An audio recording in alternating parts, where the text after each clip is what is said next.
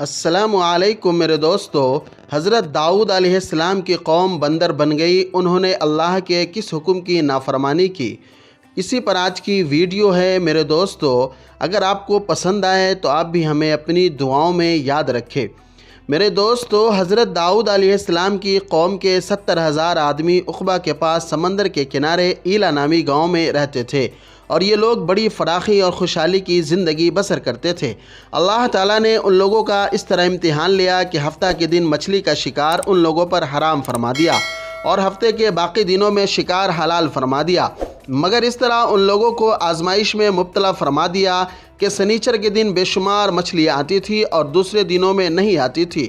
تو شیطان نے ان لوگوں کو یہ حیلہ بتا دیا کہ سمندر سے کچھ نالیاں نکال کر خشکی میں چند حوض بنا لو، اور جب سنیچر کے دن ان نالیوں کے ذریعے مچھلیاں حوض میں آ جائے تو نالیوں کا منہ بند کر دو، اور اس دن شکار نہ کرو بلکہ دوسرے دن آسانی کے ساتھ ان مچھلیوں کو پکڑ لو۔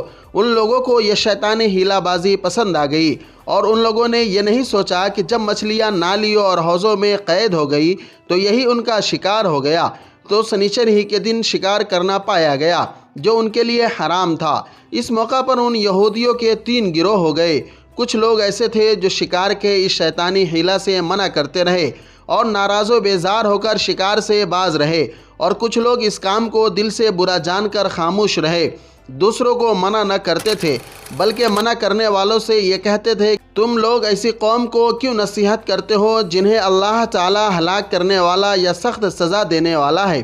اور کچھ وہ سرکش و نافرمان لوگ تھے جنہوں نے حکم خداوندی کے اعلان یا مخالفت کی اور شیطان کی حیلہ بازی کو مان کر سنیچر کے دن شکار کر لیا اور ان مچھلیوں کو کھایا اور بیچا بھی۔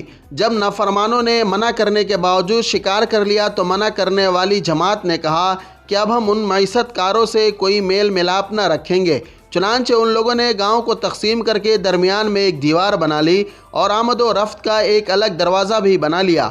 حضرت داؤد علیہ السلام نے غضبناک ہو کر شکار کرنے والوں پر لعنت فرما دی۔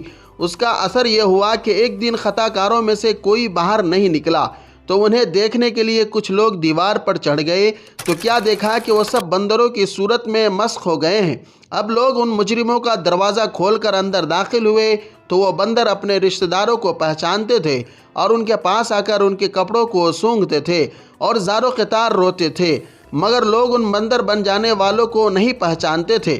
ان بندر بن جانے والوں کی تعداد 12,000 تھی۔ یہ سب 3 دن تک زندہ رہے اور اس درمیان میں کچھ بھی کھا پی نہ سکے، بلکہ یوں ہی بھوکے پیاسے سب کے سب ہلاک ہو گئے۔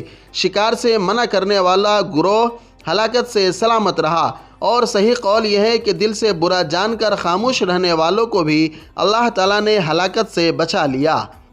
میرے دوستو، اس واقعہ سے ہمیں یہ درس ہدایت ملتا ہے کہ شیطانی حیلہ بازیوں میں پڑ کر اللہ تعالیٰ کے احکام کی نافرمانیوں کا انجام کتنا برا اور کس قدر خطرناک ہوتا ہے، اور خدا کے نبی جن بدنصیبوں پر لعنت فرما دی وہ کیسے ہولناک عذاب الہی میں گرفتار ہو کر دنیا سے نیست و نابود ہو کر عذاب نار میں گرفتار ہو جاتے ہیں اور دونوں جہاں میں ذلیل و خوار ہو جاتے ہیں، نعوذ باللہ۔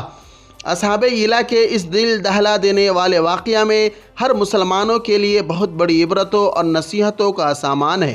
کاش اس واقعہ سے مسلمانوں کے قلوب میں خوف خداوندی کی لہر پیدا ہو جائے اور وہ اللہ اور رسول کی نافرمانیوں سے بھٹکنے سے منہ موڑ کر صراط مستقیم کی شاہراہ پر چل پڑے اور دونوں جہاں کی بلندیوں میں سرفراز ہو کر اعزاز و اکرام کی سلطنت کے تاجدار بن جائے۔ دوستو، اگر یہ ویڈیو اچھی لگے تو اپنے دوستوں میں بھی شیئر کریے تاکہ سبوں کو معلومات ہو سکے۔ خدا حافظ۔